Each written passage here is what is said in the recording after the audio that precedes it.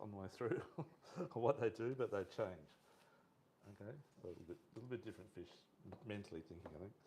Anyhow, so tonight what we're going to do, we're going to teach you about float lining for spotties. We'll start on spotties first. Trolling for spotties. Thank you, Stuart. All good, mate? All going? Yeah. Cheers, mate. Okay, thanks, mate. And then we won't be doing any lures tonight, so we did that last seminar. You can jump on our YouTube page and see how to do the lures if you didn't get here last time. Yeah, so float lining and trolling for spotties, and then trolling even live baits for spotties. But I find spotties, they'll take a live baits, but and particularly this year they do, because they're a bit bigger fish. They're actually like 8 kilos, something like a metre long, which are big spotties.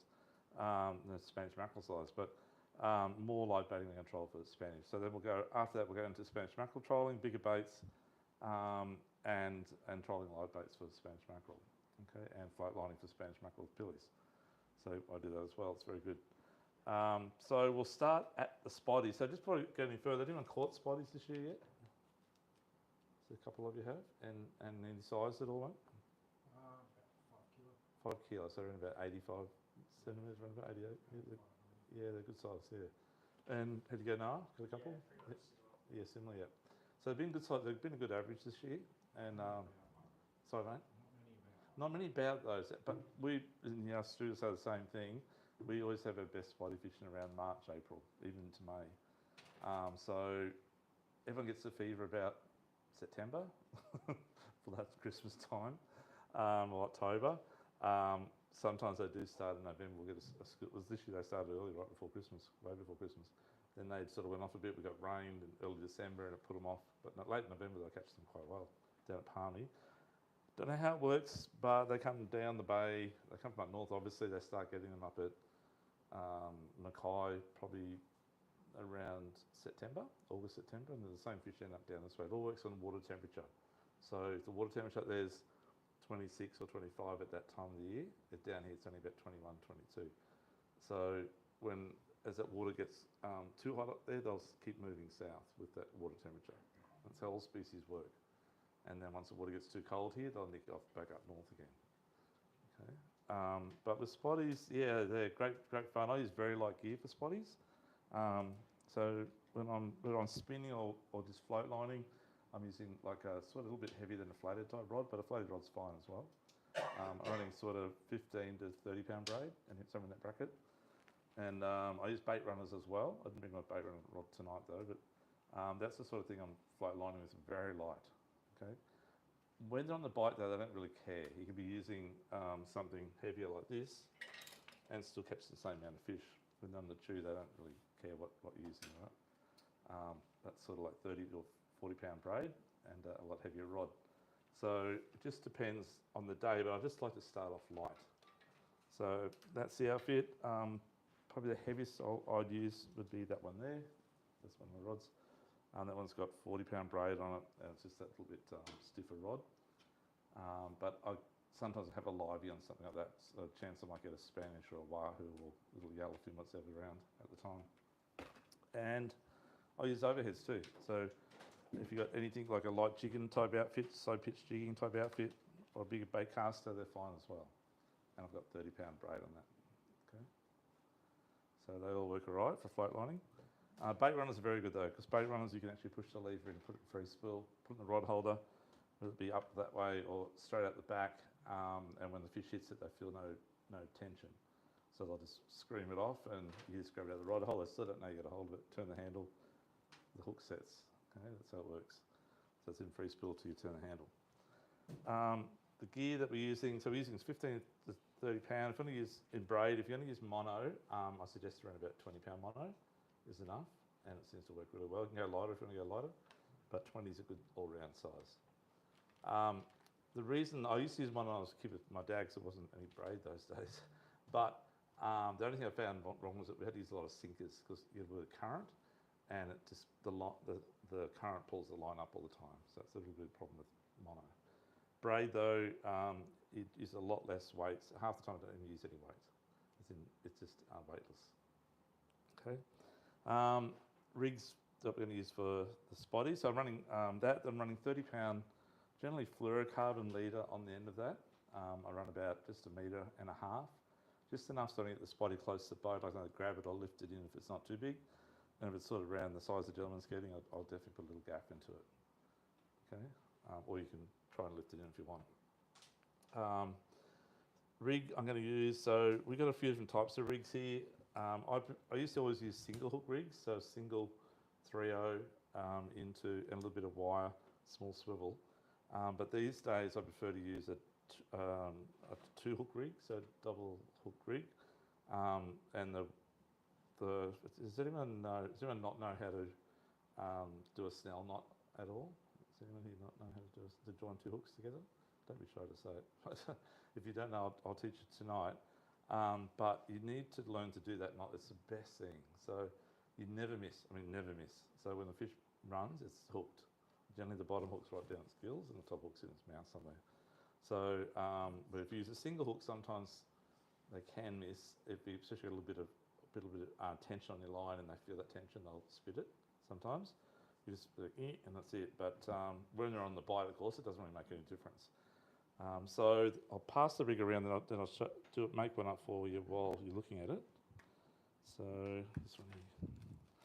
So there's different ways of doing it. Sometimes my staff use nylon coated, sometimes I use non-nylon coated, all works. I prefer to use the non-nylon coated because it's a bit cleaner, but the nylon coated is easier to tie the knot. So they do a loop knot on the bottom for the bottom hook, and they do a snell on the top one. So I'll pass this around. It's very short, okay? Personally, I'd cut that little tag off a bit more. Use a very small swivel as well, black one preferably, and they're very strong. These little ones, they're probably around about that sort of 20 kilos or 15 kilo. The hooks are 3/0s.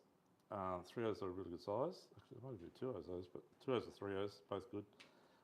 Hooks I like to use are generally like that brand. These are made by BKK, the Shinto ones. They're really, really good. They're sharp as, and they're pretty petite and hug around a pilly quite well. The reason you don't have too long a trace on it, there's a couple of reasons actually, but the main one is if they get it in their mouth, down their throat, like that's going to wrap back. The spotty's mouth's generally not any longer than that sort of thing, you know. Spanish mackerel would be, but not a spotty. So keeping it as finesse as you can will definitely catch you more fish for a start. Okay, so keeping it small. So I'll pass this around, then I'll make one up and show you how to do that at the same time. So all you need is your hooks, 3/0s. I'll try to do the snell knot. I'll just have to talk you through it because it's a bit hard down the back to see, I understand that. But there is we have got a thing on YouTube on how to do it, and it's sort of a lot closer and you can see it a lot better. So 2 hooks. A couple of little tricks when you're doing snelling any hook, doesn't matter if it's mono or wire, is you always put the line in from the front of the hook. Go that way. So wherever and that's the way to go. Don't go from that way. Does that make sense? Okay. That's also the same when you are doing paternoster rigs, well as for snapper and stuff like that. Always put the loop in from the front. Don't ever go from the back. Hookup rate's a lot worse. Okay, wire. This is a Japanese wire, very, very thin. So this is 20 pounds, or 22 pounds actually. It's 9.4 kilos. That or the next size down, which is about, actually the next size up, sorry, 12 kilos to about 26 pounds or 28 pounds are both very, very good. Very, very fine. So this is not your normal 7 strands. It's actually like 19 strands, so it's really, really flexible. So that enables you then to do a snell knot really easy. Guys, you need to make up about at least 10 of these before you go out chasing spotties. Because what happens is when you especially get some fish will kill it straight away, so you'll get like all pigtaily. And when it gets pigtaily, I don't know how it gets like that, but it does. You won't get another fish on it. It looks weird in the water. I think they notice it and they don't like it. It's got to be nice and straight all the time. A pair of scissors. Now, a pair of scissors will cut. A good pair of scissors will cut this easily.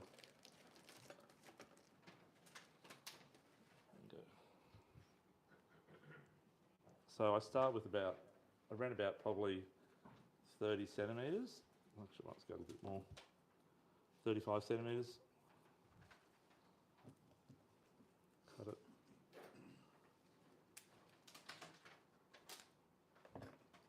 And then front ways down the hook, like I said. I know you can't see it in the back, but just try and understand what I'm doing. You see it. I pull it through around about half the distance of that. Does that make sense? So about halfway. And then I then grab it behind at the bottom of that hook. This is the top hook, remember? And then I'm just going to wrap it over the top. Around about 6 or 8 times, I guess. Keeping it going up forward. And the shank of the hook's quite short. Sorry guys. Then go back, just switch around and go back down through that loop you originally made. And pull it through. And just sort of pull it tight both ways, does that make sense, against each other. Then slide it up to the top of the hook and it's on the hook now. And then the bottom hook, you can snell it or you can just do like a knot that we use for tying lures on, which is called a loop, lefty's loop knot, or perfection loop. So just do a little granny's knot. Go through the hook again from the front. Go back through the little granny's knot loop you made. Then do one twist and go under and over. Now the secret is you've got to make this loop about the size of smaller than a 5-cent piece, if that makes sense. Oh, it's shut. Bit like a bowline. Sorry, what? Bit like a bowline. It is like a bowline. It's actually, but because it is actually a bowline. Different terminology in the fishing fraternity, but same principle. Okay, so I'll just pass this around a sec. I'm just going to put the swivel on.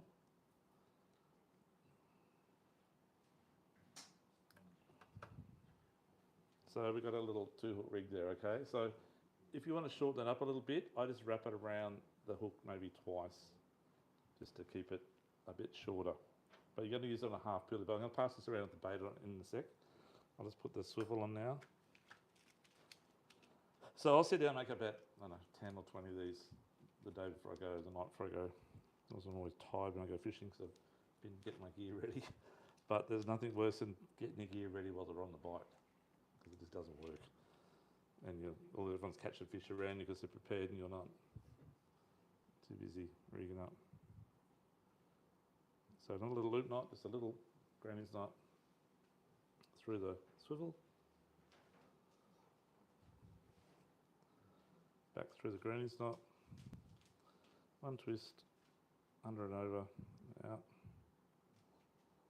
Pull it down, but keeping in that knot smaller than a 5-cent piece.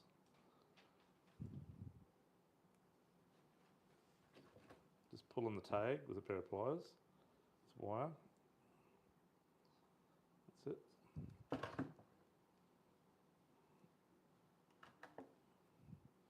So it's probably about 3 mouthfuls of a beer, I guess, to get that one made.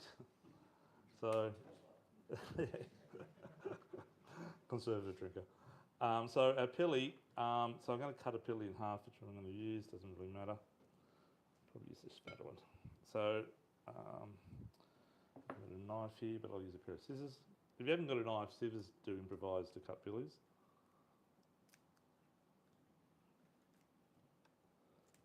So, if I'm using the tail part, I'm going to use the tail part here for example. Sorry, that one.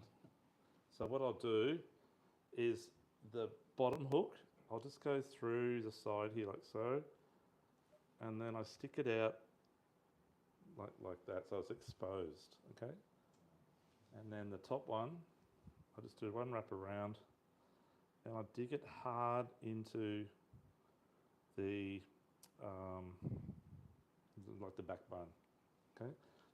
The wire depends on the size of the pilly and the bait you're using, but there's a bit of wire loose there, but it's that fine, they don't care about it, they don't see it.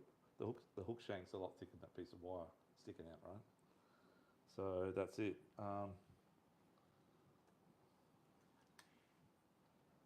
to use some thing here. GPS marks, perfect. Try to cut this in half. Got a few baits coming in tonight. So that's the tail part. If I'm going to use the head part, I'm going to do exactly the same. The bottom hook I'm going to go in about here, dig it out. So it's sort of not on the top, but come down about maybe 10 mil. It's one third the distance down from the top. Dig the hook in. Try and get as much of the shanking as you can, but just stick the curve out. And then the top one, I generally go either from the bottom or the top. I like to go from the top end, and I'll stick it through that hard part so it's sticking out like so. Okay. Actually, I've got another rig here. I'll use the boys rig. That'll give you some idea.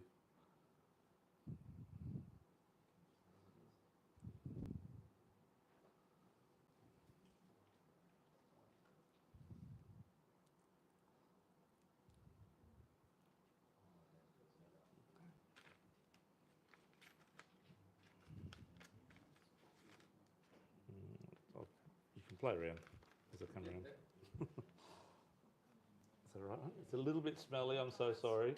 But you can wash your hands in the bathroom later, because I will. So that's how I do the float lining. So now, once you've got your rigs all set up, we're talking about the rigs then when you've got your baits on. The first thing you need to do when you're out chasing spotties is you need to troll some pillies around real slow and see what's happening in the area. So if you're down at Palmy, I'll generally start on the northwestern part. I like the northwestern corner. So right up from nearly at Talabudra, not quite, but halfway between, if you've ever been to Palm Beach Reef, halfway between Palmy and the Talabudra. And then I'll troll down the inside, which is between the shark nets and the boats, keeping probably around about 50 metres off the closest boat, and just watching what they're doing, watching where they're spinning, watching what they're doing, and marking fish on my sound at the same time. So I got a few points I sort of go around. So over the years you'll learn about marking all the bait and the little pinnacles where they sit on. And then if I see fish, I'll mark it straight away. I'll save an icon on the screen, on the plotter. And then I'll try and do a whole loop, and I may even, as I'm going around, I'll look for a diplomatic approach between the boats without getting sinkers thrown at me. And I'll just do a troll up through the boats as well. Okay, so then I'll watch what's happening in the middle of the pack. So that's the same at Mermaids, the same on 12 fathoms and 18 fathoms off the southport as well, and down at Palmy, and the gravel patch. It's all the same technique. So you work out your marks on the outside, mark on the inside as well. It depends what time of day you get there. If you get there first, then obviously you can go wherever you want to go. I still troll around there and try and find where the fish are and mark them. And then once you've marked them and worked out, okay, yeah, I can sit my anchor there, or I can drift, whichever you want to do. There's no wind in it, just drift. But I like to anchor, I like to burley up. So the pillies, that size pilly there, I'll probably cut that into around about 6 to 10 pieces. So little slithers, so to speak. And I'll cast them out, throw them out. But before I do that, I'll throw just a couple out and I'll see which way they're going to drift. So there's no point throwing them there if the bait's going that way, if that makes sense. So you've got to work out opposite end, and that's where you're going to throw it and let it come down into your lines. Your lines will hang the same way as the bait's going as well. Okay. So does that all make sense? Yep. You need to put a bit of weight on those spots. Yeah, so you will. So you will and you might not will. Might have to, sorry. So if you're using light braid and that one's actually coming to the surface, you'll need to put a fair bit of weight on. Obviously, heavier braid or mono would be even more worse. So I always have like a range of 0, 1s and 2 ball sinker. Above the swivel? Yeah, put above the swivel, 100%, mate, yeah. And that's very close, but it still works quite all right. But try and keep it as small as you can, so you want really like half pea size. And if the current drops off, you need to get rid of it straight away. The reason being, it'll sink to the bottom and you get little red rock cods all day long. So, or yakkers.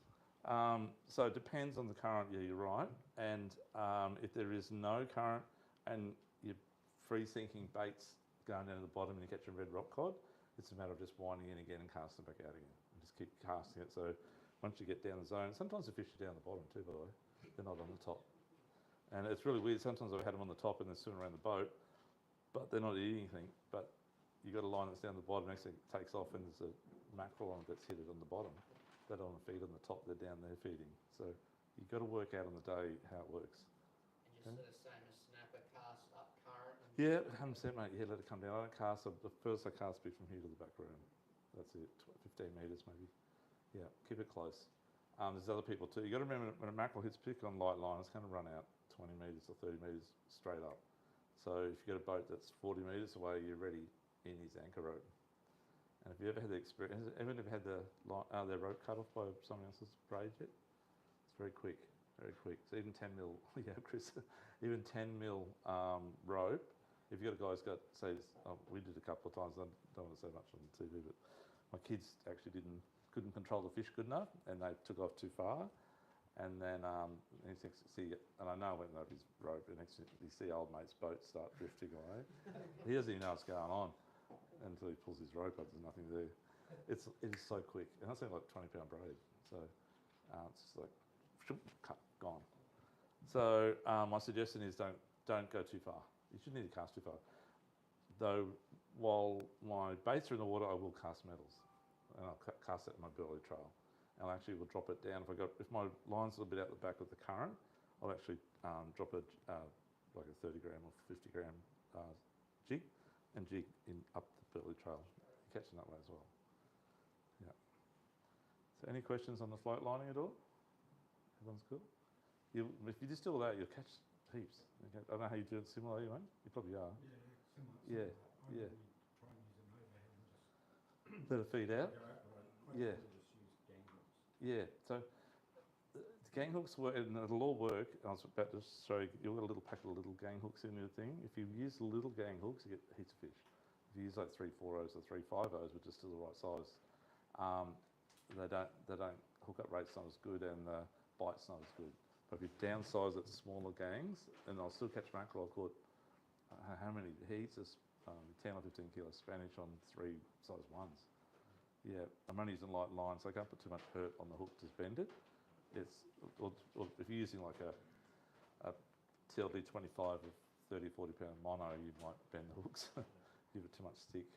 But it's all relative to the drag pressure you put on it. Yeah, but you definitely get more bites. Yeah, and the hookup rate's very good. They just eat the whole thing. Yeah. So when they hit, the bite's normally not even a bite. It's just screams. And these little reels, they scream. Yeah, great fun. So between 3 to a 6,000 size reel's perfect. Nice too, mate. The slimy. Perfect. Thank you, Stuart. None of those little ones there, mate. Eh? Must have sold out. Yeah. Okay. So what else can I tell you about the slimies? About the spotties would be actually I'll draw a little picture. Find the pens are in somewhere. But it's saying in the bay that spoons work a little bit better than Up in the Moreton Bay, So that technique in Moreton Bay will work when they come to the surface and feed. But generally speaking, you've got to troll deep to catch the different spotties. They're in schools. You catch them on metals casting, but trolling like a board with about 20 or 30 foot of mono at the back of it, and then a spoon, like about a 3-inch spoon or a pearl spoon, works really well. Yeah, and trolling about 2 knots, and dropping it back about 30 metres back. Sorry, mate? Real slow, that's right, yeah, real slow. Which we'll talk about on the pillies for spotties in a minute, but everything's very slow. So about 20 feet of. So up in Moreton Bay, yeah, so it's you've got a red board or a paravane, whichever shape it may be, here, and they sort of pull down, if that makes sense, and they'll dive down about 6 metres or 8 metres, and then attached to it here's a swivel, and that's about I'm generally speaking around about 6 to 10 metres, depends on the length you want. And you'll have you can have a little bit of wire on there if you want to. It's up to you. And the spoon's here on the end here. Yeah. And then in front of that, so that's let's say 8 metres or 10 metres, and this is about 25 metres from the boat. Yep. So your total length's about sort of 35, 40 metres back. Yep. and that'll get down. It'll actually, even though you're 25 metres back, it'll look like it's just there. It's quite deep. Yeah. Some paravanes go really deep. The metal ones that they use up north Queensland for trolling big baits, they'll get down like 60 feet. Okay, so how did the mackerel look on the sounder? Rubber.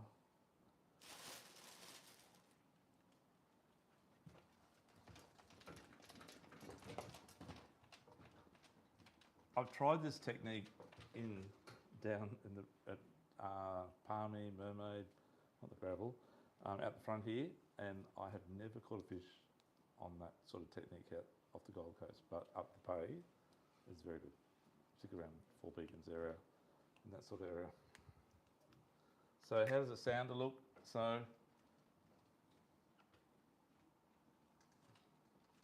does everyone here, how many people here have two sets, sounder and GPS?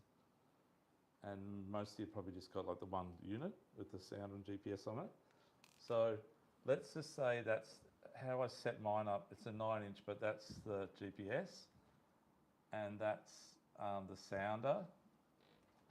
So let's say we're fishing out on Mermaid. It's about 18 to 22 metres deep, depends which area you're in, 23 metres deep.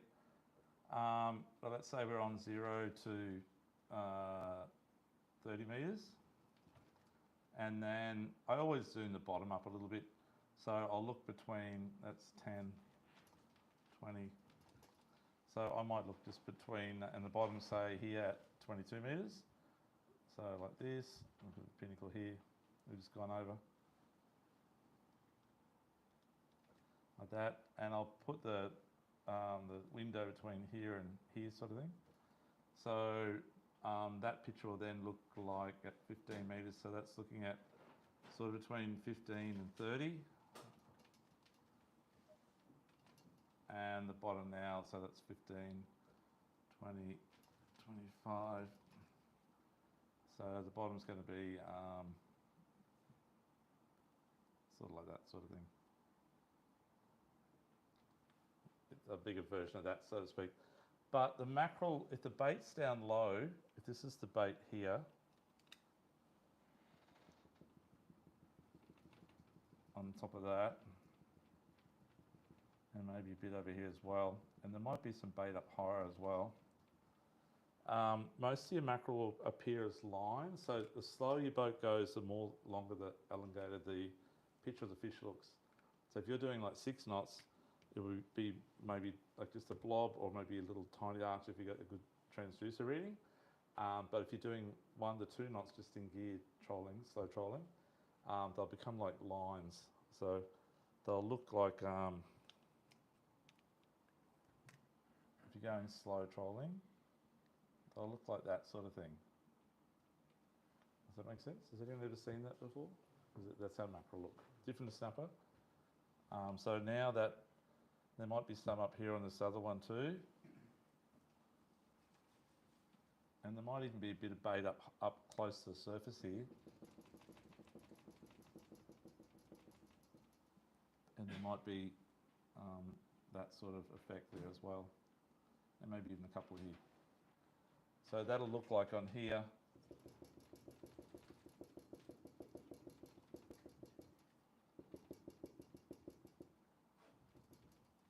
So those lines would be a lot more easy to see.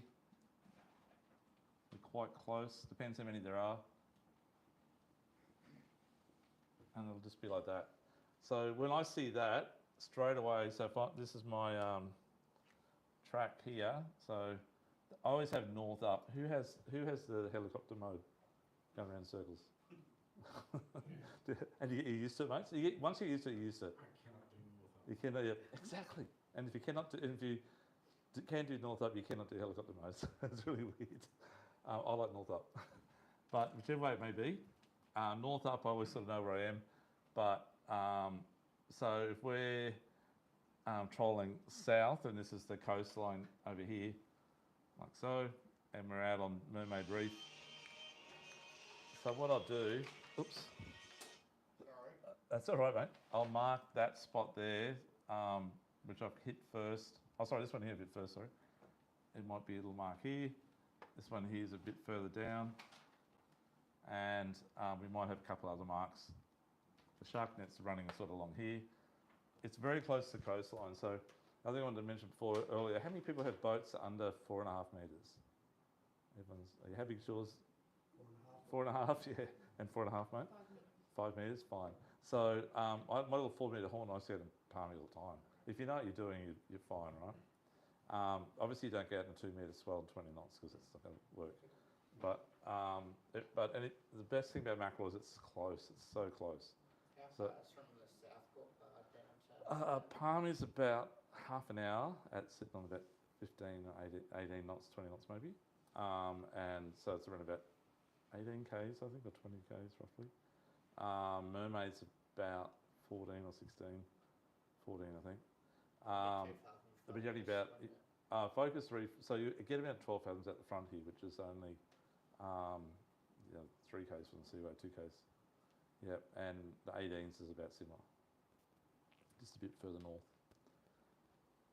So I've got another spot marked in the northwest corner here, another one maybe here, and then I've also got some marks in the middle here. So as I've gone over this, I've just marked a mark because I know there's mackerel there, I know there's fish there. So I'm going to troll my baits around, which I should have done the trolling part first actually, but I'll do it in a minute. But I'll troll my pillies around really slow, and then I'll mark that sort of scenario. I'll just make sure where it is. Sometimes I'll put a mark next to my other mark so I know which one it was. I'll just put a little mark next to it. So that's the spot where that is. That's right there, you know. And so you'll see me do the loop around. I've sort of come from this track here. Actually, I'm going to go north. I always go this way. I go anti-clockwise. Why do I go anti-clockwise? Because I find the fish bite anti-clockwise more than clockwise. Try it, serious. I don't know why. I always bite better. So just from lots of fishing. So I go around like that, and I get a lot of fish on this sort of run here, on that sort of area there. From there to there, for some reason, it's one of my favourite areas when I'm hooking around any mackerel reef. Any difference with up current, down current? There's not enough current in close to really make the difference. Sometimes there is, like occasionally I've said before, you might use a 1 ball or 2 ball, but it's not. It might only be 0.6 of a knot. It's never like 24s where you might get 2 knots. It's always very docile. So, but in saying that, sometimes and most times I only get them going that way, or from west to east, and I'll come back down through the middle here then, right? So I might have got a fish over here somewhere.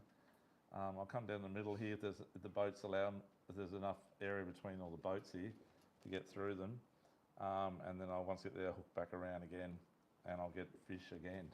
It's just the way it works sometimes. I don't know, even when it doesn't matter the current's running, I hate northerly current for mackerel, but I have caught them in a lot of times in northerly current and northerly winds. But I find that the currents are trickling south, that scenario works really good. It normally trickles south most of the time. But you're trawling without weight though? I'm trawling with weights. With weight? Yeah, I'll do that right now. Yeah, I'll show you how to do it, yeah. So any questions on that at all? Okay, I'll do the trawl rig now. So, Might be a stupid one. yeah, that's fine. Length that you've got off the back of the boat when you're on the trawl. Yeah, so no, it's not a stupid one at all. Look, if the boats allow you to, what I mean by that is how much traffic's out there, right? So if you get 100 boats out there, you can't trawl. I love to trawl about 60 metres, like a long way back. A long way back, heaps more fish. It doesn't matter if it's pouring down rain or sunny as, they'll basically bite better a long way out. Yeah. But if you got a lot of boats, look, maybe 25 metres would be the closest I'd run them. I hardly ever caught one close. Because you Yeah. get on that bit, once they Yeah, they do, and that's the problem. So the best part about it is your boat's going so slow.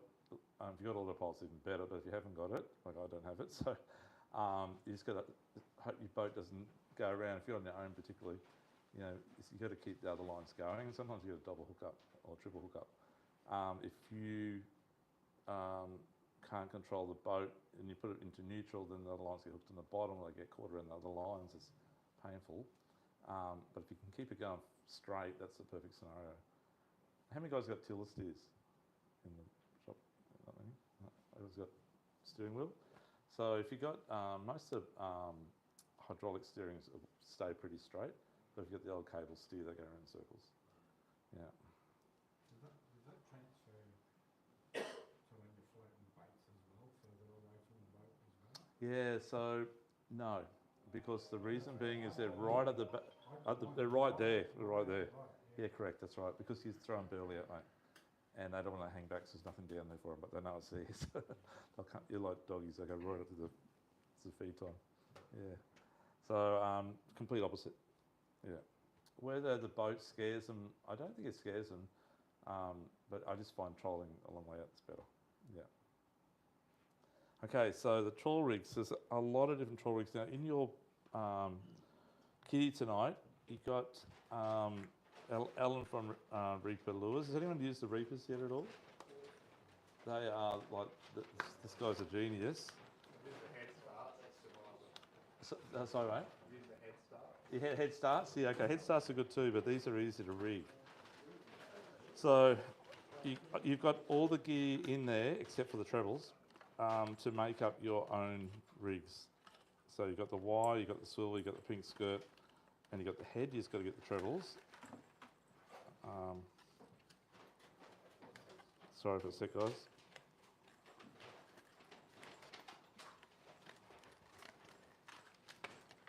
So I'll pass this rig around with the fish on in a sec to show you how easy it is to rig up.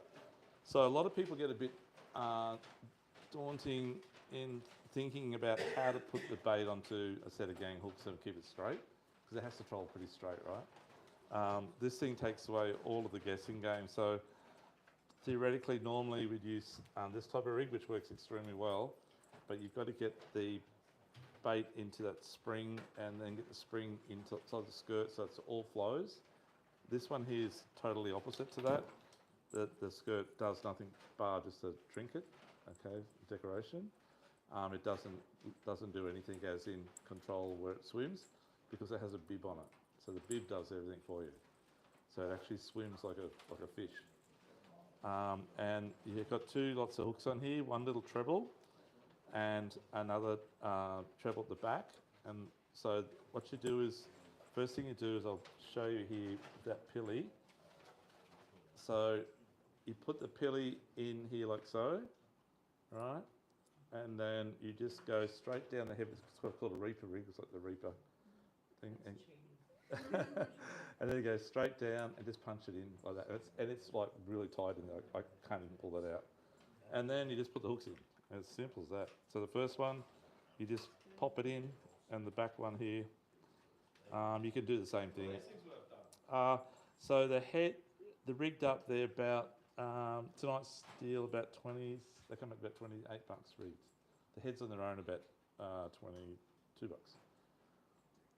So that's it, and it'll actually swim like that in the water. It's beautiful. Yeah, so that's how it is, and it's in there tight. So, and they don't miss. And a big thank you to Alan for giving those ones to you guys too. But you've just got to make it up. But you should learn to make it up yourself because it's cheaper to buy the heads than to buy the whole thing. Just in gear sort of thing on all of it. Yeah, so just in gear, I'll get everything rigged up and then I'll show you how to do it, mate. Yeah, 100%. Same single strand that you used before, yeah? Sorry, mate. Same single strand wire you used. Same single strand wire, yeah. Oh, that was actually, no, the one before. I'll pass this wire around. You can have a feel of it. That's the, no, it's just it's the 43 ply, so it's really supple. Yeah.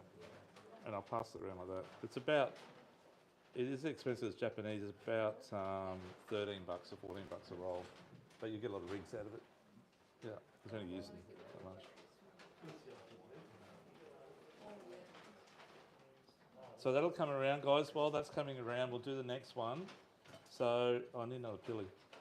Stu, if you're watching, can you get me a pilly, please, mate? Hopefully he's watching.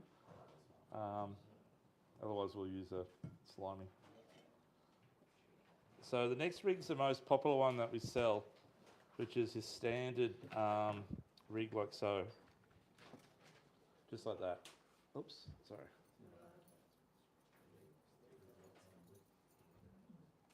So all it is, this is like for pilchards and little slimies.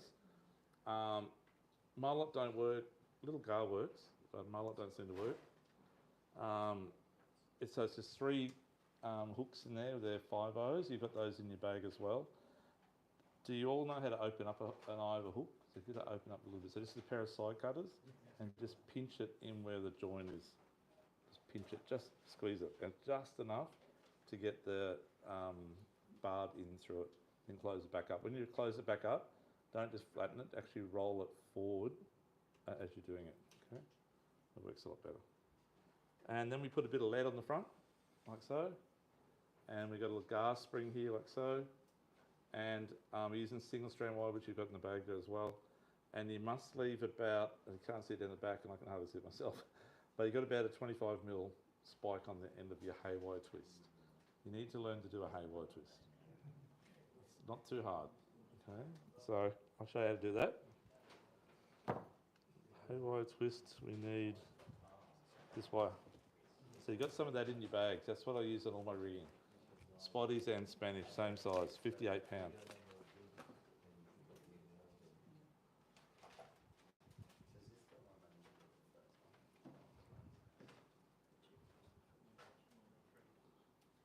The only thing dangerous about doing this, folks, is that sometimes if you're not watching what you're doing, you can stick the wire through your finger. Done it a few times.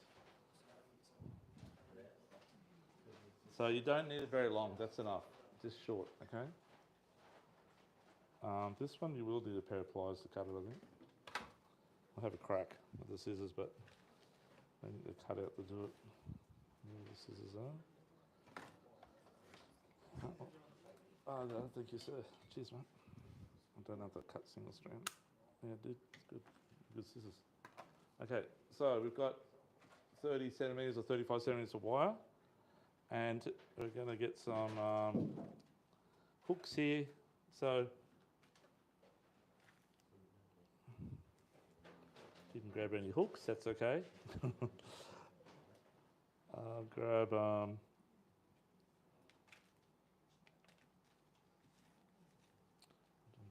I've got swivels here. I'll just do it on a swivel.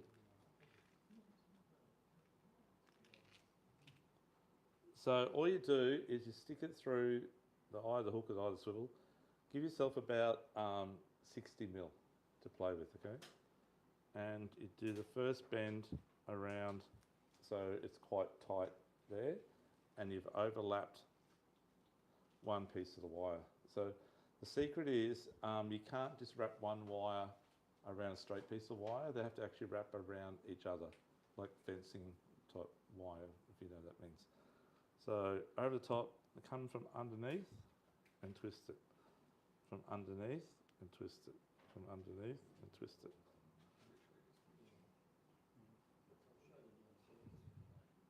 Yeah, Stu will show you a bit later. Like so, and then end up with the main line straight, and that's the N1. Now, because, just got to finish off with a couple over the top of the one I said before you don't do. You only do that at the end. You can go around the one wire, so it's just one's doing all the work, the other one's doing nothing. And then all you do to break it off, you can crank handle it, or you can just go back and forward. This is normally when you stab yourself.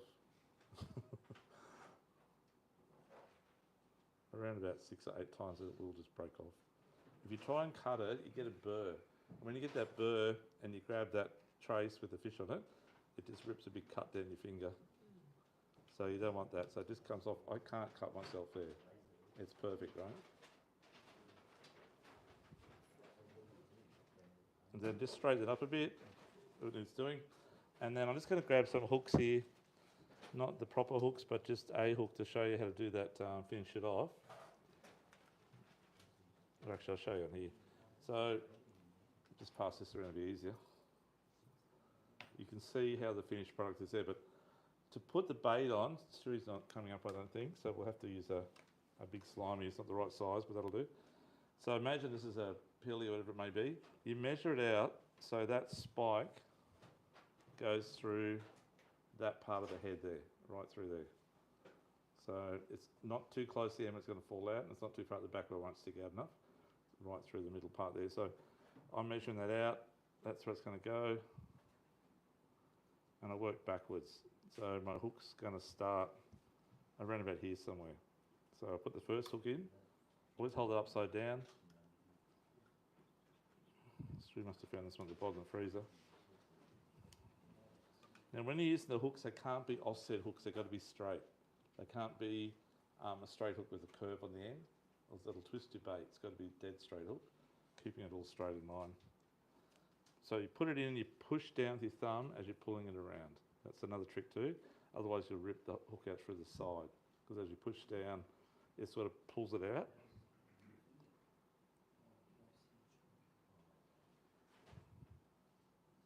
Again, push down, popping it around at the same time. And then this one here goes up through here, a little bit out. Be careful not to spike yourself. This fish is a bit frozen too, sorry guys. Bend it forward a bit. So get that spring now, so that's sticking up through his head here, right? If you can see, I know you can't see it down the back there, but, and then you pull the spring down, there's a little start on the spring, a little end, and that goes over the wire. You split the spring over the wire, and then you screw it down as hard as you can get it down on his head.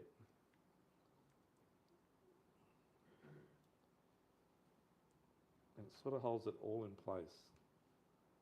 Oops, the hook just popped out and go a bit further yet.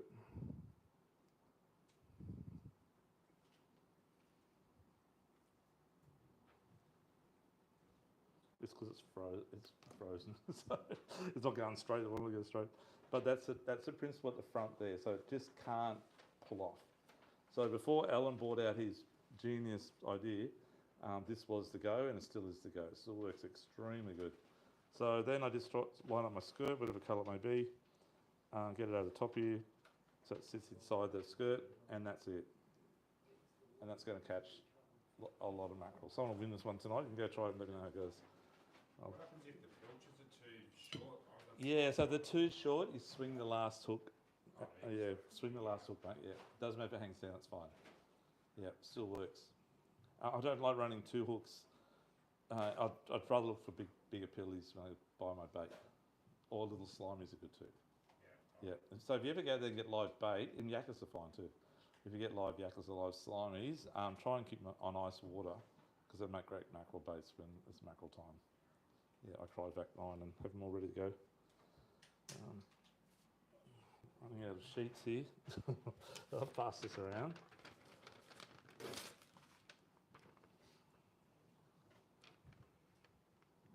Thank you. Okay, so imagine that's a pilchard, bit smaller version. So as we were saying before, I've come up to this side over here, so I'm going to start on the inside. That's the beach there, north facing up. That's down towards Tweed, that's towards the seaway. Drop my lines out here, I'm going to drop them back. There's only about 10 boats in the area. I'll drop them back probably 40 metres. Okay, and I'll always run the furthest one back first, and then work your way closer. So you might do 50, 40, 30, 25, if you want to do 4 lines. Depends how many you want to do. And then I have 2 sitting up fairly high, which are generally my shortest ones, and my low ones are sort of on the angle outside the boat and fairly flat.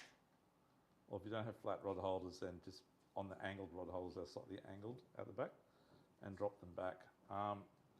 If you've got outriggers, you control baits and outriggers. I don't like to do it, but if you do, run it through your clips. Don't run it, don't use a tagline. Okay. And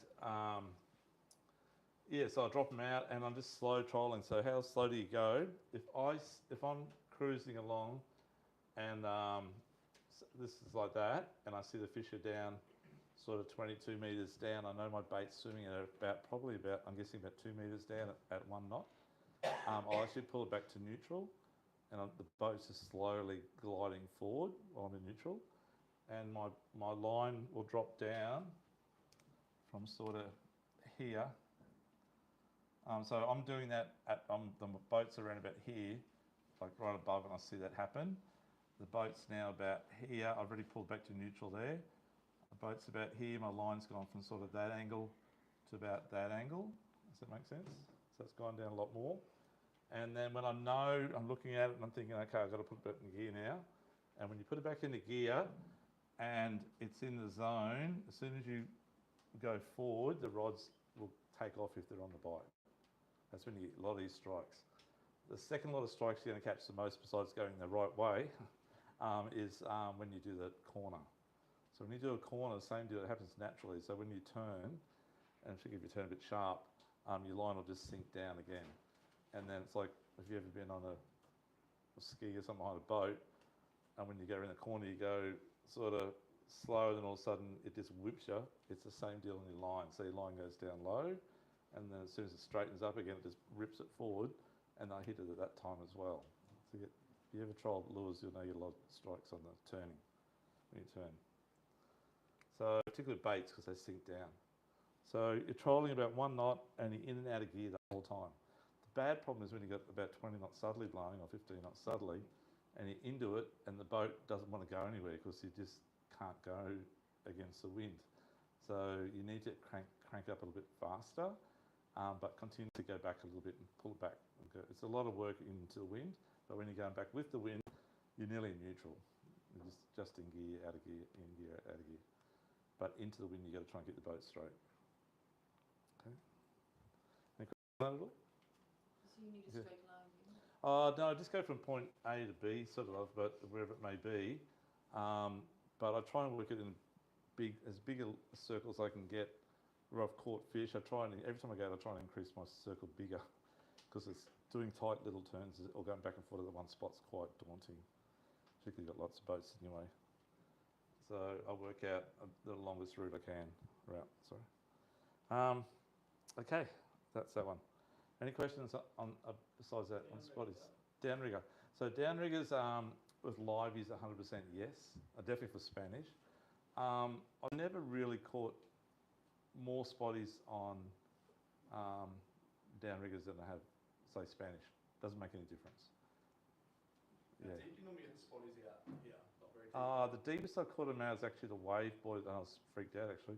I got one at the Wave Boy at Fad 1, which is in 50 metres deep. Okay. But it's a bit like Spanish. The Spanish don't go beyond there either. It's like their safe zone, 50 metres. You know, stay inside, stay inside.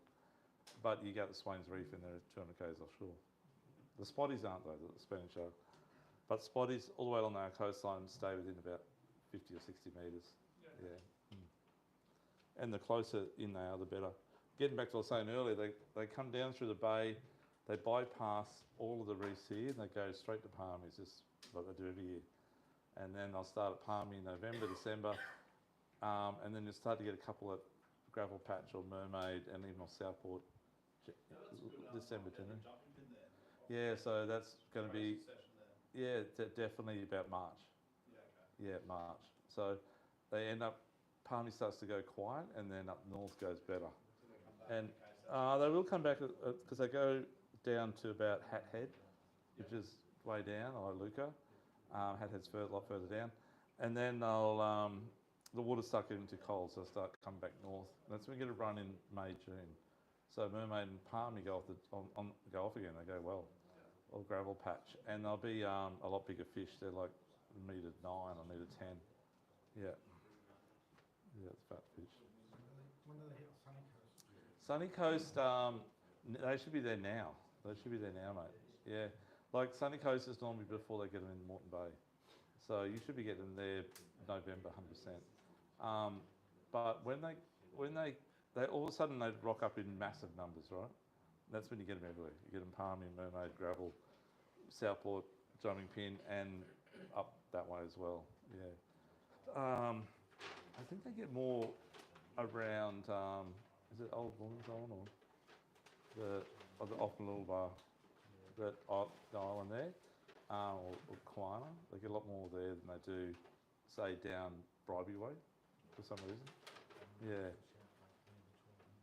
The site where that's, mate? Oh, the 12 mile, yeah, 12 miles, yeah, exactly right, yeah. But the depth there is only about 50 metres. About 31, I think. Oh, it's in closer, is it? Okay. Yeah.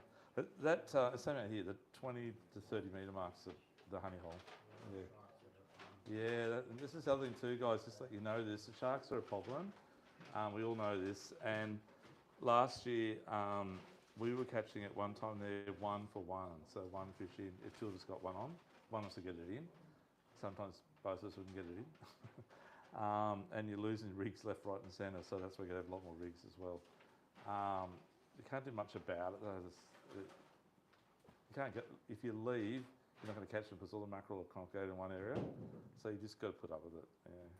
But it's so terrible. Yeah. Anyway, Spanish even worse. Okay. So do I troll up jumping pin? Someone asked before. When they're on up there, no, spin lures. Of course, you get a lot more easier, quick bite fish. Good fun. You don't need to troll it. There's just too many fish. So when they're on up that way, in March or April, they'll be actually got to drive through the green zone to get to them, and it's quite hectic at times because you're just watching these explosions all around you, but you can't stop. So there's an app called Fishing 2.0, and it works on data. It does work on data, but it'll also work on satellite when data runs out. So you can never have an excuse that your phone wasn't working, but it tells you exactly where you are. So Stu and I go up there off the pin in March or April, and we think we look at where we are compared to gone past tipplers. It must be really close to the edge of the green zone now, and there's fish everywhere. And we go, hang on, Stu. So we get the app out. Oh, shoot, we've got another 2.5 k's to go yet. So then we'll keep going and driving past all these fish, and then we pull up again and check again. Another 800 metres. Keep going. They're still up there anyhow when you get to the spot. So you just got to make sure you're not in the green zone. Okay. And that works everywhere too, by the way, up your way and whichever way you might be. Okay, another good spot. How many guys from Tweed area here? Anyone from Tweed area? Yeah, so down at the bank, what do they call it down there, like the banks, sort of halfway between Brunswick and Tweed. Windara Banks, that's it, yeah, thank you. Windara at times can be really good for spotties. Good for Spanish, obviously, but spotties, they really come on at times. I think they hit there around March as well. It's pretty late in the season, yeah. Brunswick, good fishing out front of Brunswick as well.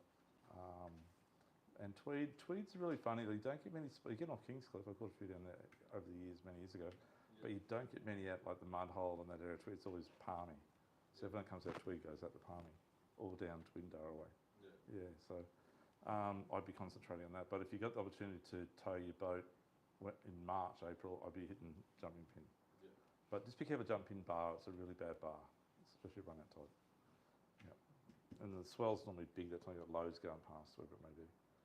Yeah. Okay. Go the seaway and just... Yeah, you go to seaway, and when you go, again, if there's a bit of swell on, make sure you go to about 20 metres before your dog leads north. Yeah, don't just cut across. Unless the swell's a metre or less, it's okay. But anything over a metre, it's a bit sketchy. Yeah, just go sort of southeast a little bit to about sort of off the jetty in about 18 or 20 metres, and then go north from there. Yeah. And remember that green zone goes out to about, I think around 30-something metres deep. So if you think you're outside the green zone, you've got to check that as well. Okay. I don't think they've got drones. People say they've got drones and cameras and stuff. I don't know. All this crap goes on. Radar. Probably radar pinging too. Yeah, is that right? Yeah.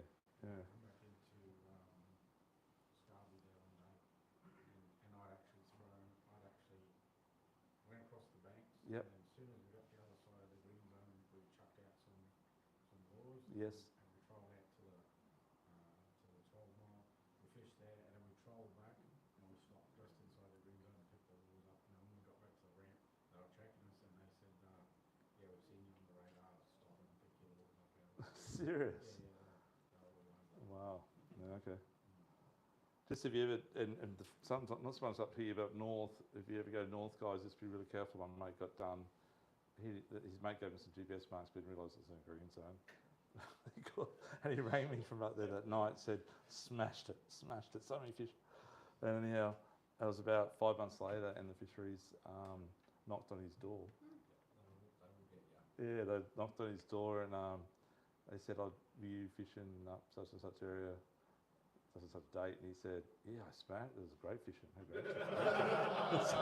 He's such a nice guy, and such a nice guy. Tony's his name. And he said, I still got some fish in the freezer on that, but I smashed it, you know.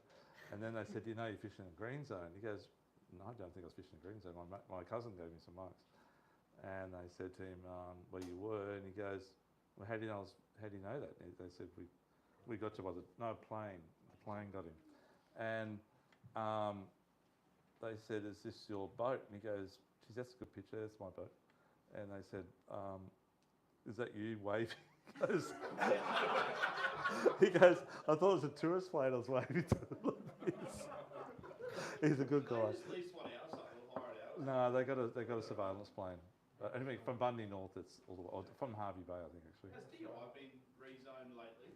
The top end there? Look, The green zone. yeah, it's because it's. You mean enclosed where it's all changing there, or further out? Out around Wolf Rock sort of thing. Yeah, I think it has a little bit, mate. It's constantly changing. So you got it anywhere from, I say from Double Iron Point North. You got to check it. Once you get something in Reef area, it's changing constantly. Because you got an avionics and it's marked. There's heaps of people's marks and that are all through there. There you go. Is what, mate? Well, I haven't updated my GPS, so I didn't show anything. I'm like, well, Yeah, just go to that Fishing 2.0 app. It shows you everything. okay. Yeah. Sorry, mate. Up north, they launch a unmanned drone from the Railway aerodrome. Oh, is that right? And it flies all the way to the other side of A few town. dollars, yeah. Wow. Oh, yeah. Yeah, taking photos. Yeah, wow. So my mate, I'll finish the story real quickly, guys. So they nailed him. They didn't nail him though, because he's so honest, and that's the type of guy he is. They gave him a bit of a reprieve. They're still finding though. But they said, he goes, oh, if I had known it was at fisheries, I probably would have. Well, I was in a green zone, I would have got out of there. And they said, too late. They go, that first photo we got of your boat, we can see your numbers from 20 k's away. That's how good our photography gear is. So I just let you guys know, okay? So don't fish green zones. But yeah, Fishing 2.0, it's a government app and it works really well. You can see exactly where you are. It's free. And it's very good for ID as well. And you can see all the bag limits and size limits and stuff like that too. Yeah. Okay, we're going to go on to Spanish mackerel. So any other questions on the spotties at all, folks? Everyone's good? Cool. Just that app again? Oh, sorry, Fishing 2.0. Yeah, that's what it's called. Yeah, that's it. Yeah, government. Yeah, it's a government app. Yeah, it's fine. If there's any apps I was going to recommend, that would be one. The other one's obviously Navionics. Have Navionics on your phone. Has anyone not got Navionics on their phone? It's about $80 a year, but it'll save you so much time and fuel and everything. It's just like you've got tracks on it. You can copy your mate's marks, whatever. You can send each other marks, and it puts the mark on the. As long as you both got Navionics, it'll actually, when you go to one of your marks and click on it, and then it'll ask you want to send it to your mate. You go Messenger or Messages, whatever. Click on Messages, send it to your mate, and it'll actually put it on the map for him. Send it to the green zone. Yeah. Yeah. Anyhow. Does Eyes on Reef and Fishing 2.0 like overlap? Like use Yeah, the same charts? I think they use the same charts, mate, but I'm not quite sure on the green zone. I think the government ones are like 100%. If it's changing, it's constantly up to date all the time. Yeah. Like it's up to date, yeah. I guess apps these days they've got to be doing it right, so they're probably going to be spot on, mate. Yeah. But the other one's free anyhow, so yeah. Okay, mackerel. Okay, Spanish mackerel, a little bit heavier gear. I don't use any of that stuff for mackerel. I might use, at the lightest for trolling, something like this for Spanish. And as I said before, it's got 40-pound braid on it. He's at drags, it'll so it goes to 6,000. That would be probably the smallest I'd trawl with. Okay. If you've got like your TLD 25 combos, well, actually, you could probably use that. That'd probably do the job all right. Price-wise, these bang for buck, these are crazy price, but will it handle a Spanish? I think it will, but I don't know how long it'll kick on for, but it will. But most people use like a standard TLD combo, like a 25 or an 8,000 or a 10,000 spin reel or something like that. But that's our biggest selling combo for Spanish mackerel, that fellow right there. It's sort of 15 kilo mono, got about 600 metres on there, and 100 pound wine on leader. And you just clip your rig on the way you go. You use the same thing with wahoo and mackerel, dolphin fish and marlin, lots of stuff as well. Okay, most of our gear that we're going to be using is going to be 3 different types of rigs. We're going to be using a live bait rig like so, that one there. We're going to be using, now there is a bigger version, Alan's doing a bigger version of that rig which will be out in March or April I think it is, sorry. The smaller version and a bigger version coming out. And they're doing a new hybrid head that's like a really tough ABS plastic with the bib built in and the weight and everything. So, and the big one will actually take like a big bonito for big Spanish and stuff like that. And you can run, 3 10-0s off it or whatever. They're actually designed for the ribbon fish up north as well. So they'll take like 8 12-0s or 10-0 hooks and a big bait in there. The bib on it's quite big and it just swims unbelievable. Yeah, they're coming. So my favourite rigs, again, is the old school rig. I just love it. It works so well for me, which is just a bigger brother to the one we had before. So the hooks are bigger, the lead's heavier, and the wire's the same wire. It's true, mate. Oh, you did get it. Cheers, mate. It's all right, never too late. Thanks, mate. Better one than never, I had to go and catch that. That's about the size of Series fish too, by the way. You can tell. One's better than none. That's Dougie's one.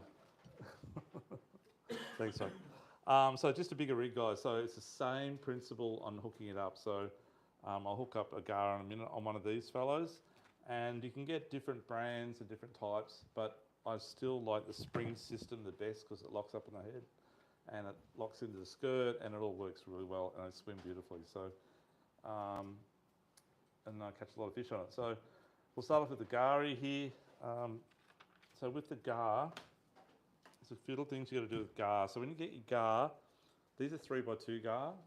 They're a lot deeper than a normal sea gar. Sea gar is more round. These are more that shape. And that's how it looks. If you can see the shape of it, it's quite deep. The silver line down the side. The first thing I do is obviously when it's defrosted, to make it swim a little bit better, you just get your 2 thumbs and your forefinger on that silver line and you just pop the flesh off the top. It's half frozen, unfortunately. You just pop it off. If you can, it's hard to see that, but it's actually popping off the backbone. Okay, and now it's a lot more softer. That's the first thing you do. The second thing you do is you get your thumb, you turn it over, get your thumb and run it down, and any poo that's in there, you take out the poo, but there's nothing in this one, not much. Again, it stops it from bloating and blowing up, otherwise all the poo gets pushed to the back and it blows their guts out. So that eliminates that problem. And that's it, it's ready to roll. So then we get our rig, which is the bigger rig here, bigger weight on it, whatever, bigger hooks. And it's the same scenario. I'm just going, those hooks are sharp. You've got a packet of these hooks in your bag as well. There's 7/0s, very sharp hooks. Again, I'm just going to measure it out so that goes in his head, halfway between the mouth here and his eye. Okay, so it's going to come out. And then just work back from there. So first hook's going to be right down the back down here. Okay, and then turn it upside down, put the first hook in. The back one's always sketchy, but you don't need to go in very deep, just enough to hold the hook in. Don't try and push it right up through the top, okay? Second one, just in the middle, push it down, pull it around at the same time. Third one, just catches so many fish. I've fished with pros and the gar is always their favourite bait out of here, that is. So you've got to go through the top and the bottom bit. Now the gar have a smaller bib on the top than the bottom. So it's got to, you can't just go through the bottom and the front opens up. It's got to go through both beaks, if that makes sense, and then pin it with the spring. So up through like that, and then down, same deal again. Split that over the wire.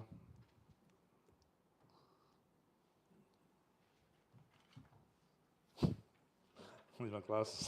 Sorry. Oh, there we go. I can see now. and then just screw it up. Keep screwing it up till it locks in on his head.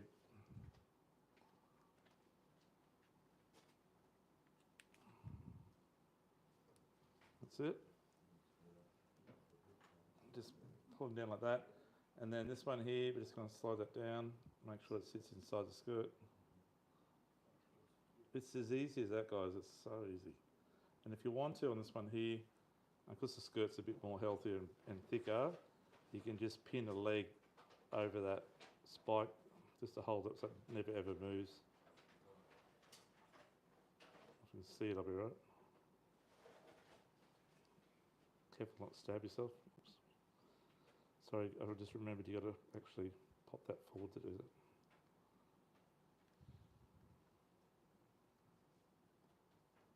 Can't see it. Need your young eyes here, Stu, mate. Anyhow, works good. That's all right, Stu. Is that all right? Just put on there? Yeah. Okay, time it. So that's it. And if you throw it in the water, this is going to get smashed. Smashed. Okay, slimy, same deal. But the slimy, you can't do anything. If you pinch its back, it's so soft already. Slimies are so soft, they'll just become a sack. So you've got to try not to even hurt it when you're putting the hooks in. But it's exactly the same deal. Screw it under the head and whatever it might be. But if you've got a live bait, now this is a rig made for little slimies, that size. I think you've got one of those in your bag as well. So little yakkers and slimies, that's ready to roll. But if you've got something that size like a tailor, 35 centimetres, or a slimy, or a big slimy, or whatever it might be, you need to up the ante on everything there, okay? So this is made for normal little slimies and yakkers. But if it's that size, you'll need to go probably 2 sizes on the treble. That's the size 1. Probably go about a 1-0 or 2-0. And I'd put about a 5-0 on the front or 4-0 on the front. And the hooks apart is about that length. And the treble's sitting up the top here and the swivel's up here. Does that make sense? Because it's got to be able to fit on there. So if this was a little bait, so we'll get back to this one here. This is frozen. But imagine this is my little live slimy, okay? So all I'm going to do is just pin it. I like to pin it through I know they can't breathe very good, but it's not going to last the hook very long. So I'll pin it through both, or if you want to, you can go in the up and out that way. Okay, that's up to you guys. If you do it that way, they can last a bit long because they're able to breathe, does that make sense? And then the last hook, just take it around like this, and I'll just stick one in the belly again. So I'll just do it on here. It's frozen though, sorry guys. And I'll go through both because it'll work better for this scenario.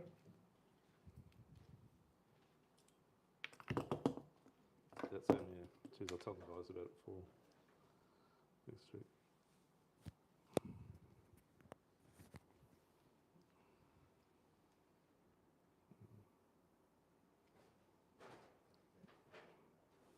Not very good when it's frozen, guys. But just like so, it's not normally bent like that.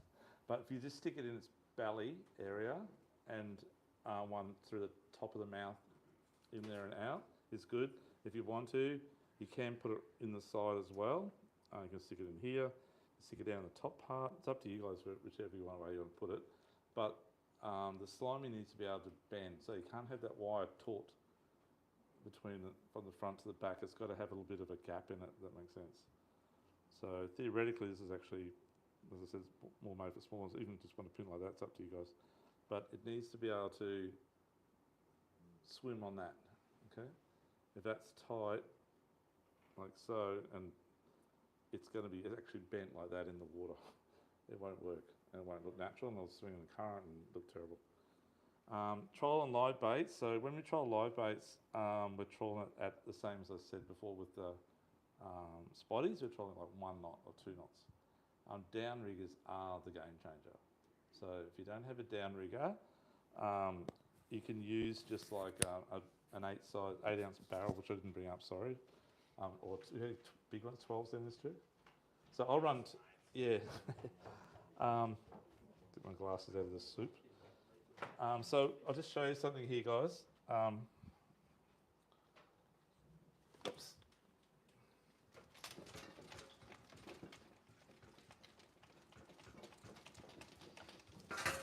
Oops. Earthquake. Okay, so when you're trawling that rig that's going around now,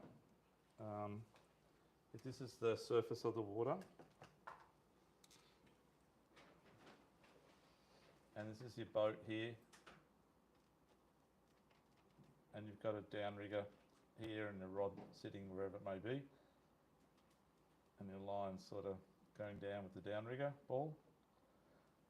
With the downrigger ball, it'll be probably on around about, just imagine the bottom's down here. The downrigger ball, if I'm fishing with my downriggers on the 18 fathom reef, I like to have which is 32 metres deep roughly, I like to have my ball about 18 metres. Okay, then my drop back from the ball to my bait is about around about 15 or 20 metres. Okay, if I'm out on the diamond reef, I like to have it down about 28 metres, so another 10 metres. 28, and it's about 42 metres deep. So it's about 2/3 the way down. Does that make sense? And so the ball's sitting here on the downrigger, and my rod line is sort of right next to it, and it's then sitting back here with that live bait swimming here. Does that make sense? So I use rubber bands on my lines. I don't use it with braid, only with mono. I have used a braid actually, but I prefer to use mono. And I use a size 16 rubber band. Oh, Stuart's got a downrigger there. Thanks, Stuart. And what I'll do is I don't run clips. So a lot of people always say when they buy downrigger, oh, what about clips? Don't use clips. So on the end of your downrigger weight, using a 10-pound weight, on the end of the weight you run a little bit of 200-pound Mackerel, which we got downstairs, and it's short. And then what you do is you drop your line out. I'll use the red for this one. So I drop my line out 20 metres, right? And that's my live bait swimming around here. And then I grab my line off the rod here, the line's there, and I'll just put a rubber band on. So put a rubber band on, you hold one end of the band and you wrap it around sort of 6 times, 8 times. And then the other loop you pull through the bottom loop, or the top loop if you want to do it the other way, whichever way.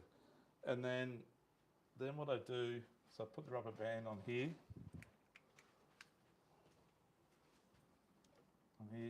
and what I do then is my downrigger weight, which is hang up this downrigger here.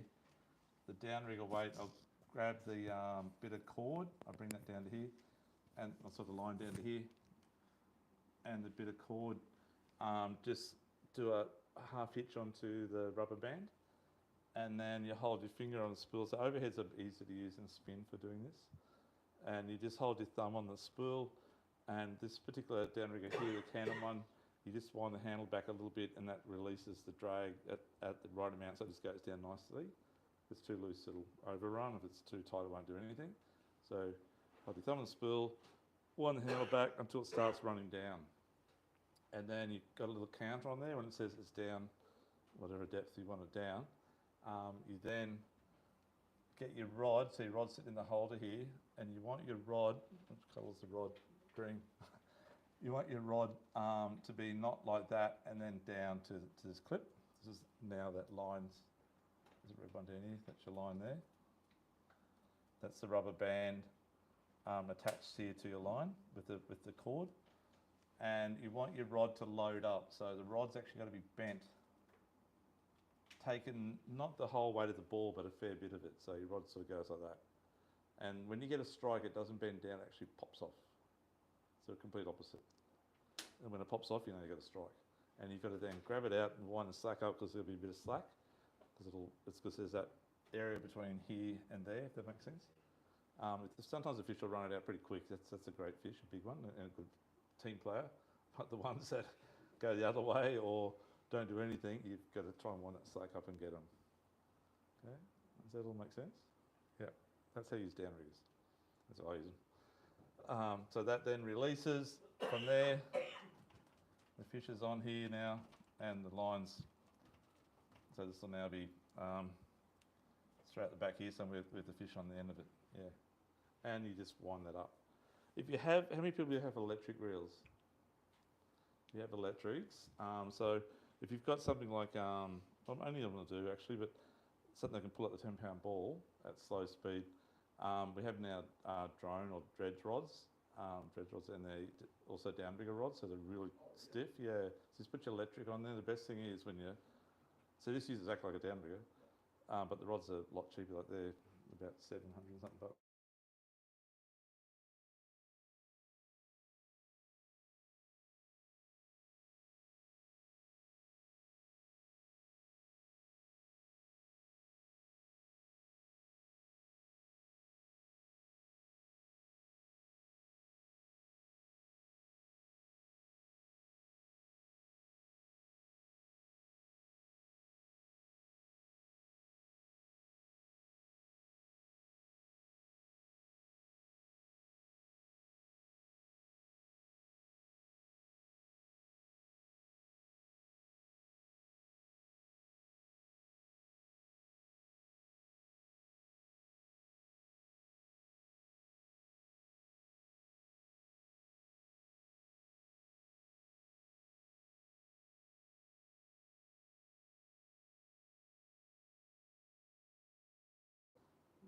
$850, $900 bucks, I'm guessing.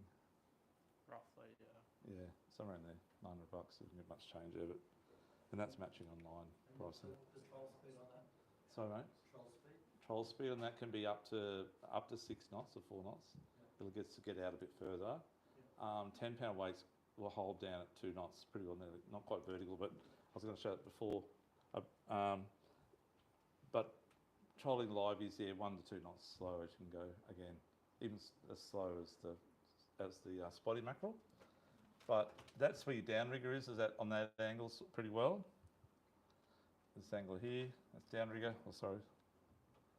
And if you're trolling that bait before, it's about here. If you're trolling with an 8-ounce sinker, it's about here. If you're trolling 2 8-ounce sinkers, it's actually getting down there. So if you want to run 2 8-ounce barrels up above your rig, it will get down there, slow trolling. It'll be about in the zone easy. But you've got those 2 big sinkers on your line when you're playing the fish. But I think it makes it harder for the fish actually. Yeah, works good. Okay, so any questions on that at all? All good? Okay.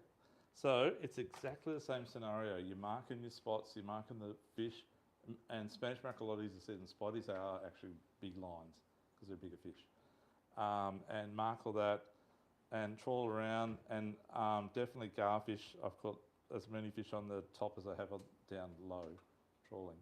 But if you've got the availability to have 3 rods out, I'd have 1 with that rig on, 1 with an 8-ounce barrel, 1 with 2 8-ounce barrels if you happen to have downrigger or electric, and get them positioned in those 3 depths and try and find out where the fish are. Because they might be down the bottom and they might come up to feed. They'll come up all the way up from the bottom to the top to hit a line. But they might not want to feed on the top, they might want to feed down deep, so you need to get the lines down deep. That makes sense. Live baiting, again, slow trolling on the top works as good as down the bottom, but down the bottom's always better though. As a Spanish mackerel, a bit different to spotties. So spotties get more frequent on the surface and more bigger on the surface in schools as the season progresses. So March, April, they're on the top everywhere. Spanish tend to stay deep. So they'll start up high on lures, trolling hard bodies and whatever else early in the season, trolling garis on the top.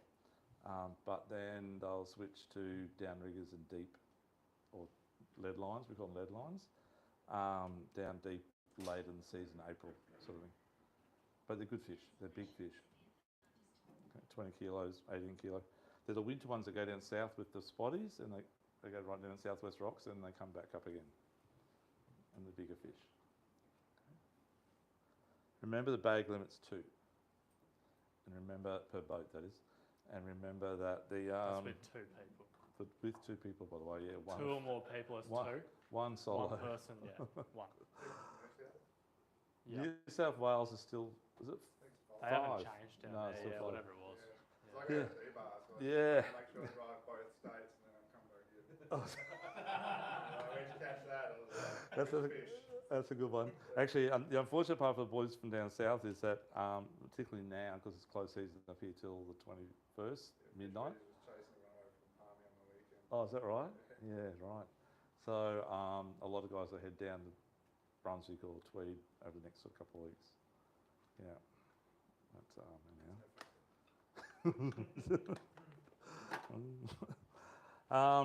dressed hooks are really good too, guys. So you can make up your own rigs with the same system as what we've got there, using stuff like that as well for big baits. They're really good as well. Okay. I definitely like a bit of bling, that's for sure. That works well. Sammy's ones are really good too. Good hooks. They all work too, don't they? And you can actually get things like I love these are called wog heads. I love these things. This is what the pros used to. I used to fish with years ago when I was younger. That's what they all use. So that folds back this way when you're trolling it. These are actually designed in Hawaii, I think, by memory. But that's how it looks. And internal, they've got a really big hole in the head for the spring to go right up internal. So it all sits up in there and locks in, and that pulls back along the way. And when you're pulsating and going down a swell, it goes like that. And when it slows down, it goes like that. And that's how it is in the water. It's very lifelike in the water, very, very beautiful. There are also fellas like this guy here that have a fairly big hole in the head for that cone to get, it'll start to get up inside and hold it. I think there's even better ones as well. Somewhere here. Oh, this one here. It's got a fairly big hole in its head. Yeah, it has. So that's got a really big hole in the head as well. Not as big as that fella there, but big enough to get the nose of the spring up inside. It's all about hold it in position so the bait doesn't spin.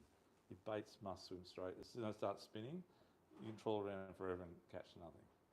It's got to swim. It doesn't have to go like that so much, although with those Els rigs they will, but it needs to just pull straight without any encumbrance at all. Okay. Stu, anything you want to add to that? I don't think so.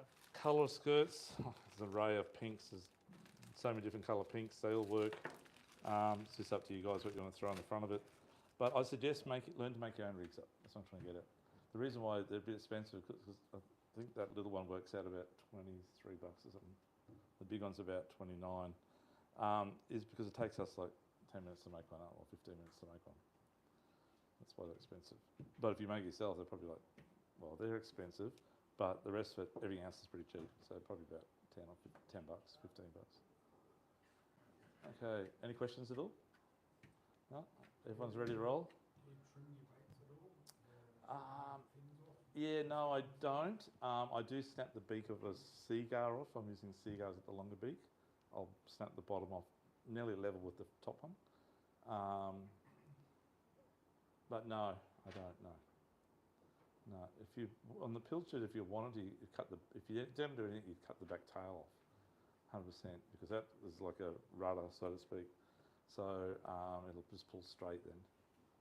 Yeah, as long as you've got that head, not this, like normally, except for that Allen's one, because it's got such a skirt, it doesn't do anything, but the bib controls it. But everything else, if your head sits outside the skirt, if that makes sense, the whole thing just becomes like that and doesn't work. And your line twists up and it's horrid.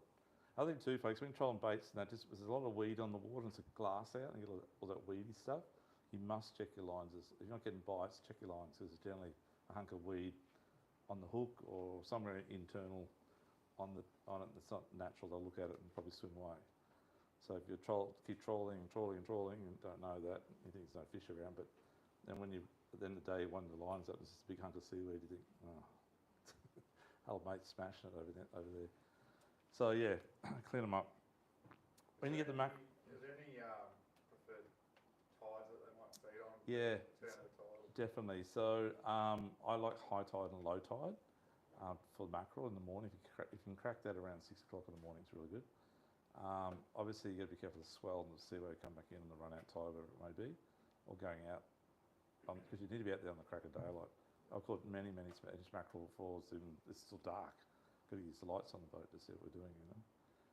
They don't mind trawling at that time of the night, even downriggers, you know. There's always a story up north where they catch more mackerel at night than they do daytime, around lights especially. But look, if you can get there crack of daylight, get that tide if you can, and there's always the bite time, so the bite time is definitely 2 hours after high, any time of day. But if you can crack it that time in the morning, it's even better. So you get the daylight bite right on the crack of daylight, say high tide's at 5, you get that initial bite straight up, and then about 7 they'll come on the bite again. Or they might even go right through. Yeah, that's normally the 4 fish rating day, if it's that scenario. Yeah. What else can I tell you? Oh, when you get a mackerel close to the boat, especially Spanish, with the gaffs, Stu knows about gaff shots, don't you, Stu, mate? Yep. Firstly, you've got to take that off, okay? A lot of guys leave the plastic on the end, can't gaff the fish. When you're gaffing the fish, I always say, you fight in the fish, mackerel go pretty hard, Spanish go really hard. When you get them close to the boat, just drop the drag back a little bit. If you've got to leave your drag, don't pull away back so it'll get like that. Just slowly etch it back.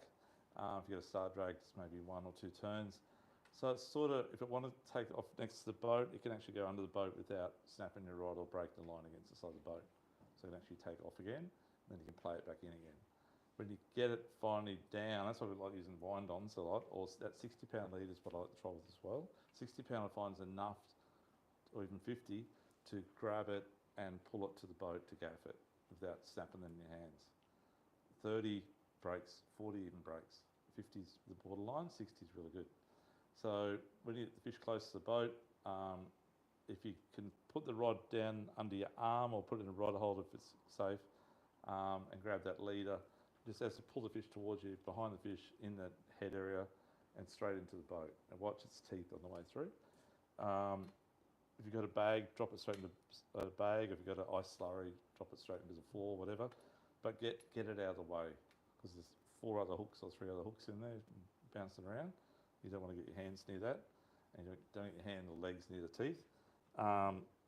It's probably best to have we have about 2 or 3 baits rigged up on the old days we had like 6 baits rigged up, but you can't catch that many fish now. But we have 2 or 3 baits rigged up on the bait board, and as soon as we get one, we just unhook it with a snap. That's why we run snaps, and just clip on another one, drop it straight back out again.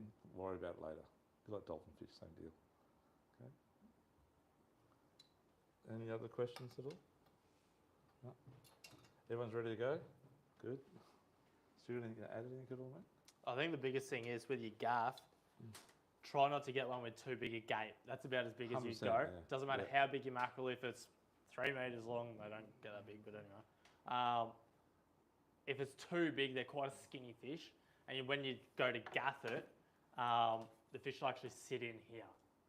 You won't actually gaff it as such. It'll just sit in there and it'll bounce off and make you look really bad, which generally happens to me. That's about it. Love Stuart's honesty. But no, it's true. You got to don't have too big a gate. Yeah. The biggest gaff never wins. It's got to be the right gaff. Okay. Grips. If you want to take a photo, once they're subdued, might have to hit them on the head. Use a set of lip grips. If you want to brain spike it, Icky Jimmy spikes are the best to go. You can get the Icky Jimmy app, I think it is, that shows you every fish species where to hit it with it, and they'll just go into paralysed mode, and the flesh is a lot nicer to eat. So just brain spiking them. These float as well. If you're going to use pliers for crimping wire, if you want to crimp it and you're too scared to do the twist or the tighter, lighter stuff, you can't really crimp wire under about 60 pounds. It doesn't work. It pulls out. No matter how good a crimper you are, it just does not work. Very difficult. So if you're going to use crimps, get pliers, get the double crimp, which is 1 mil, which is really about 100 pounds. Probably about 60 nylon coated maybe. Nah, more than that. More than that, 90 maybe. Yeah. Anyhow, these little ones here, that particular one, so you get the figure 8 crimp, which is like that sort of shape, and you put that shape into the plier that way, the high end, and when you crimp down, it folds it together, sort of thing. And these will go down to 0.5 of a mil, which is definitely only about probably 40 pounds, 50 pounds. But it's hard to find crimps that small. We can't get crimps that small. 1 mil's it. So if you go to that type of plier with the tooth and it's got little teeth in it, so it's not actually like a hole that squashed it together. This thing actually spreads it. So it's the old school style with just a single sleeve, wire goes through, comes back through again. And when you crimp it, it spreads the wire, but it again slips out in light wire. So it's really hard to get something that'll work under a 100-pound wire. So my suggestion is to learn to tie it or learn to twist it if you're going to use single strand, haywire twist. What else is there, Stu? Oh, when you're getting your live bait too, just real quickly, cover it real quick. We have bait jig rods downstairs. How many people have got bait jig rods with the interline style? They are the best thing ever. Once you use one, you'll never go back. Sorry? Putting it away. Yeah, yeah? Yeah, when you... Oh, putting it away as in putting the jig away. Yeah. That's right. So you just wind the whole jig up inside the rod, if that makes sense. Okay, the cheap ones are about 60 something bucks. But you just use a big egg bed or an overhead on there, whatever. Most bait jigs are fit up internal. Okay, there are different size ones you can get. They look chunky, like they're probably about that thick on the thinnest end. But don't worry, you still feel the vibration, you feel everything. But at the end of the day, you just wind it up, the sink is hanging out the end, and you throw it anywhere and it never gets caught up. Good investment. Bait jigs, when you get bait jigs, try and get the ones that have the rainbow film on the end rather than the white or tinsley type stuff. These have tinsel in there too, by the way, but it's got to have that rainbow type film. I'll pass this around. You'll know what I mean.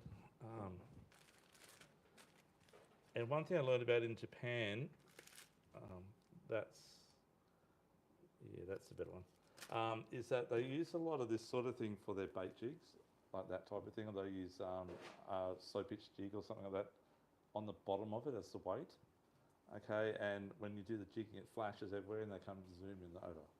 If you just run a normal lead, the attracting of the fish to your jig is not as good.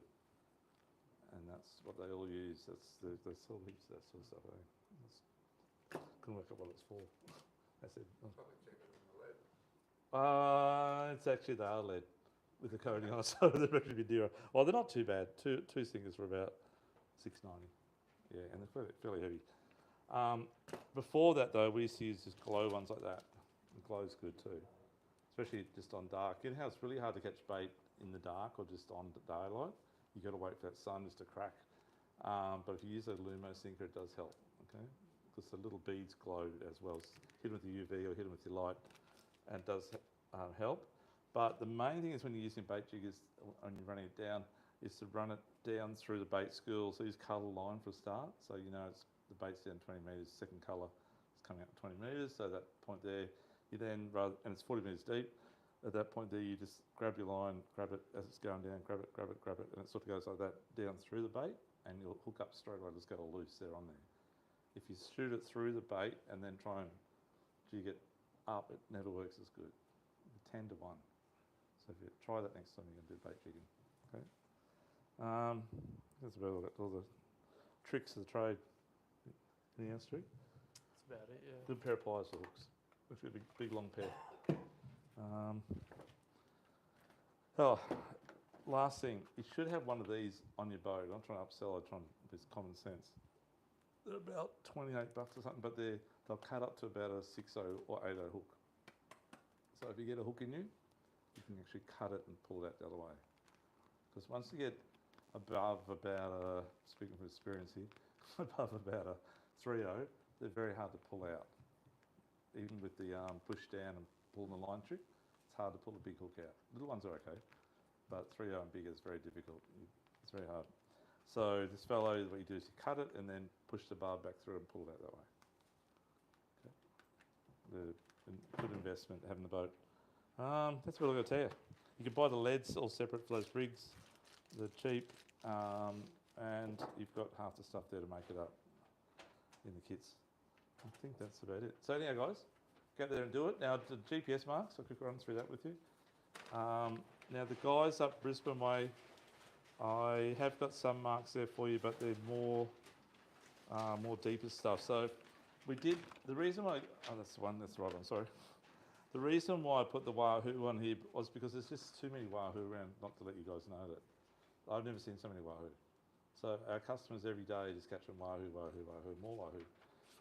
So if you have the opportunity, and you catch them on slow trolling baits too, by the way. I've caught many wahoo trolling baits on the 50-metre line, on the outside edge of the 24s over the years, but not intentionally fishing for them, fishing for Spanish, but they will catch as well.